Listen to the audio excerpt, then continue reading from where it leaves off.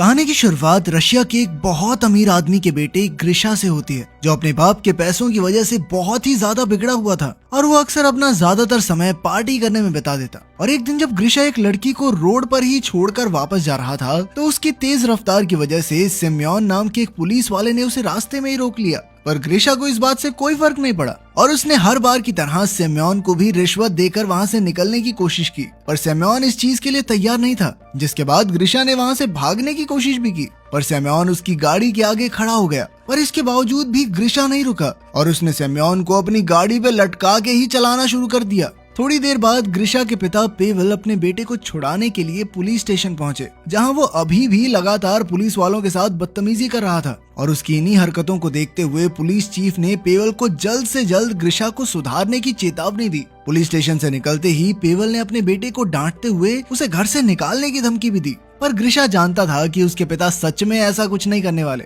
और उसके इसी बर्ताव से परेशान होकर पेवल अपनी खास दोस्त और एक मशहूर टीवी प्रोड्यूसर आतिया से मिलने के लिए पहुंचा। पेवल को समझ ही नहीं आ रहा था कि वो अपने बेटे के साथ क्या करे, जिस पर आतिया ने उसे एक आदमी के बारे में बताया जिसके साथ वो एक हॉरर फिल्म पर काम कर रही थी। आतिया ने बताया कि उस आदमी के तरीके अजीब बहुत हैं, लेकिन वो उसकी मदद पक्का कर सकता है। उसकी ये बात सुनकर पेवल एक बार उससे मिलने के लिए तैयार हो गया, जिसके बाद वो दोनों लेवॉन से मिलने के लिए उसके घर पहुंचे, जो उस वक्त एक रस्सी से लटका हुआ था। पर ये सब सिर्फ एक दिखावा था। असल में लेवॉन की खासियत थी कि वो सामने वाले की आंखों को बड़ी आसानी से चकमा दे सकता था। पर उसकी इन्हीं अजीबोगरीब तरकीबों को देखकर पेवल काफी घबरा गया और वो वहाँ से निकलना चाहता था, पर आतिया ने फिर भी किसी तरह उसे रोक ही लिया। कुछ दिनों बाद जब ग्रिशा पार्टी करके क्लब से बाहर निकला, तो उसकी नजर अपनी गाड़ी पर पड़ी, जिसे एक ट्रक में टो करके ले जाया जा रहा था। और ये देखते ही वो तुरंत ही उसके पीछे भागा, पर तभी अचानक उसे एक गोली लगी और वो वहीं बेहोश हो गया। कुछ घंटों बाद जब उसकी आंख खुली, तो वो एक तबेले में बंधा हुआ था, जहाँ एंटियोम नाम के एक लड़के ने उसे जल्द से जल्द सभी घोड़ों को तैयार करने को कहा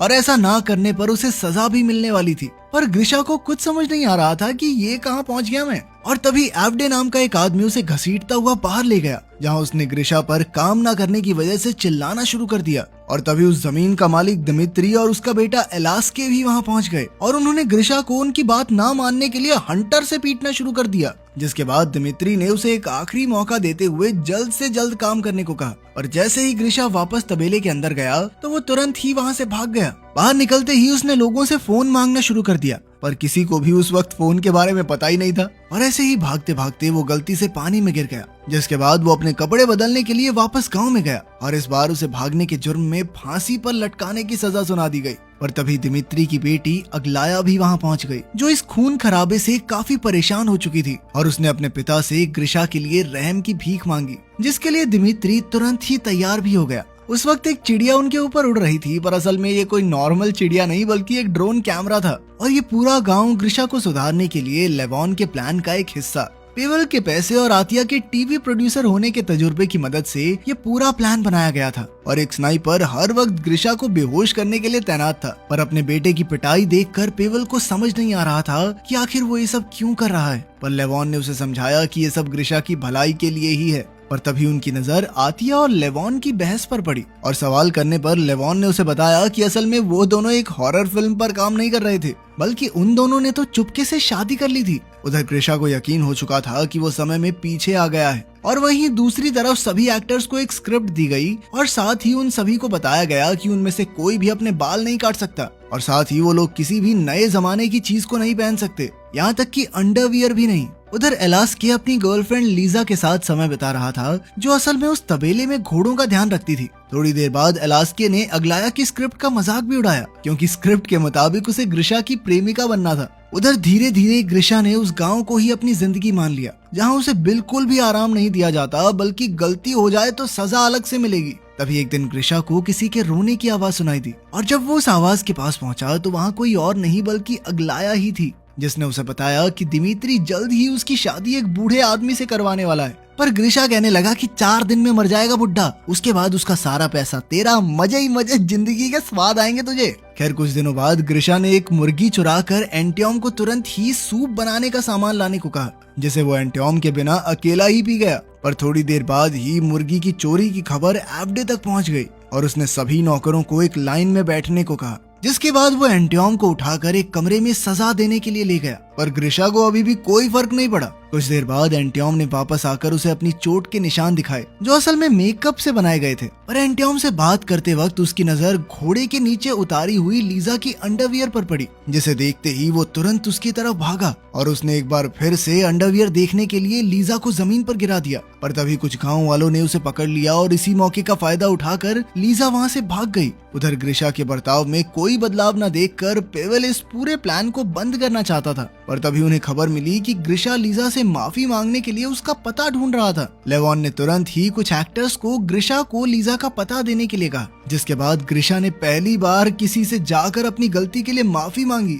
कुछ दिनों बाद उस गांव का एक खास त्योहार आ गया जिसे पूरे साल की सबसे जादुई रात माना जाता था। जो भी लोग इस रात को एक साथ बिताते वो हमेशा हमेशा के लिए साथ रहते। उस रात ग्रिशा भी सभी लोगों के साथ मजे कर रहा था। पर तभी अग्लाया ने उसे आकर बताया कि वो अपनी शादी के लिए तैयार नहीं है। उसने ग्रिशा को बताया कि वो रात को लेक पर उसका इंतजार करेगी, लेकिन ग्रिशा को उसमें कोई इंटरेस्ट नहीं था। पर थोड़ी देर बाद अचानक एंटियोम ने वहां आकर ग्रिशा को बताया कि अग्लाया लेक में डूब रही है। और ये सुनते ही ग्रिशा ने तुरंत वहां जाकर अग्लाया की जान बचाई। पर जैसे ही ग्रिशा ने उसके साथ समय बिताने की बात की तो लीजा ने उसके मुंह पर ही दरवाजा बंद कर दिया। अगली सुबह लेवॉन ने फैसला किया कि भाई स्क्रिप्ट में थोड़ा चेंज करना पड़ेगा। अब हमारे लड़के को लीजा पसंद आई है तो अग्लाया की जगह लीजा उसकी गर्लफ्रेंड बनेगी। पर लीजा को ग्रिशा में कोई इंटरेस्ट नहीं था और इसीलिए उसने ग्रिशा के साथ प्यार की एक्टिंग करने के लिए भी मना ही कर दिया। लेकिन वो उसे एक बेहतर इंसान बनाने में मदद जरूर करना चाहती थी। पर उधर एलास्के इस बात से बिल्कुल खुश नहीं था और इसीलिए उसने दारू के नशे में लोगों को परेशान करना शुरू कर दिया।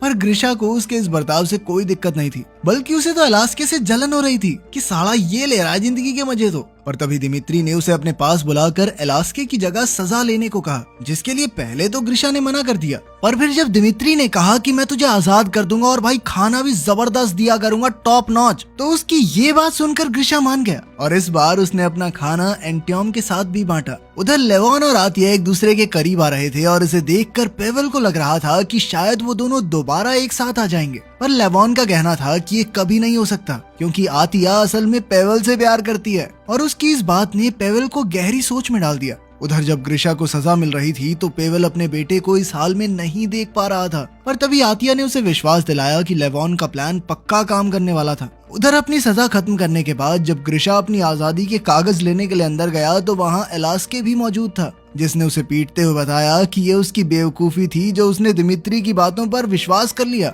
एक छोटी सी सजा के पीछे दिमित्री उसे आजाद कर देगा। ये सुनकर ग्रिशा को गुस्सा तो बहुत आया पर वो बिना कुछ कहे वहाँ से चला गया। उस दिन के बाद से ग्रिशा दोबारा अपने काम पर लग गया, पर अब वो अपना ज्यादातर समय लीजा के साथ बिताता। और एक दिन ऐसे ही सैर करते हुए उनकी नजर आसमान में अजीब तरीके से उड़ रही चिड़िया पर पड़ी, जो असल में एक ड्रोन था जिसमें कुछ खराबी आ गई थी। और इस बात को संभालने के लिए लीजा ने उसे बताया कि इस चिड़िया को तो वो बचपन से देख रही है। खैर थोड़ी देर बाद ड्रोन का कंट्रोल वापस से चालू हो गया और वो सब बाल बाल बचे। उधर एलास्के और अग्लाया दोनों की स्क्रिप्ट में हुए बदलाव से वो दोनों ज्यादा खुश नहीं थे और इसी के चलते वो दोनों एक दूसरे के करीब आ गए और गलती से ग्रिशा और लीजा ने उन दोनों को इस हालत में देख लिया, जिसे देखकर वो दोनों ही हैरान रह गए। लीजा अपने बॉयफ्रेंड से मिले धोखे की वजह से हैरान थी और वहीं ग्रिशा समझ नहीं पा रहा था कि ये दोनों तो भाई बहन नहीं थे।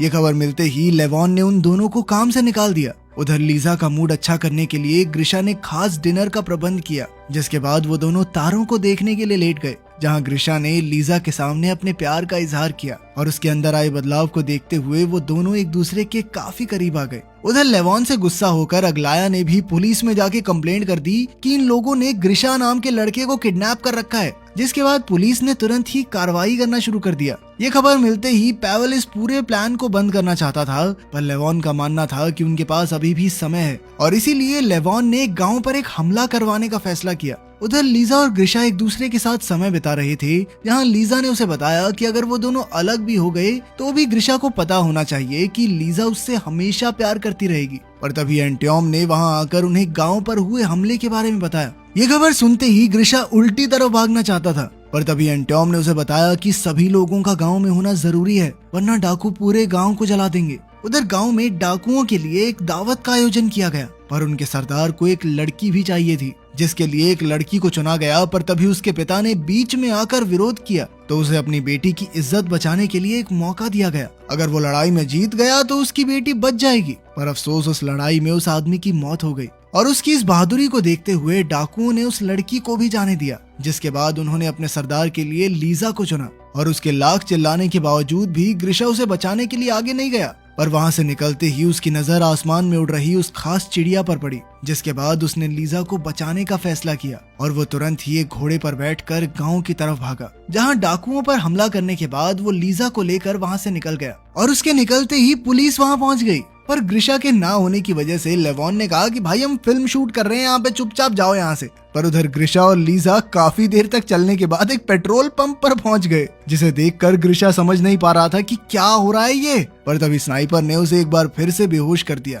कुछ घंटों बाद उसे हॉस्पिटल में होश आया, जहां पेवल ने उसे बताया कि वो पिछले 3 महीनों से कोमा में था। अब ग्रिशा ने एक बार फिर अपनी पुरानी जिंदगी में जाने की कोशिश की, पर अब उसे पहले वाला मजा नहीं आ रहा था और उसने उस पहले वाले पुलिस वाले सेम्योन को अपनी गाड़ी देकर उससे माफी भी मांगी। पर तभी एक क्लब में उसकी मुलाकात एलास्के और अग्लाया से हुई, जिन्हें देखते ही ग्रिशा ने उनसे लीजा के बारे में पूछा। पहले तो उन्होंने ग्रिशा को पहचानने से मना कर दिया, पर उसके बार बार सवाल करने पर उन्होंने आखिरकार उसे लीजा का पता बता ही दिया, जिसके बाद वो उसे अगले ही दिन उस तबेले में लेकर गए जहां लीजा काम करती थी। और लीजा को देखते ही ग्रिशा ने उससे सवाल किया कि क्या वो उससे सच में प्यार करती है, जिसके जवाब में लीजा ने हामी भर दी, जिसके बाद वो दोनों असल जिंदगी में खुशी खुशी एक साथ रहने लगे। तो क्या ग्रिशा के साथ जो भी हुआ सही था? आप इस बारे में क्या सोचते हैं? कमेंट्स में जरूर बताना।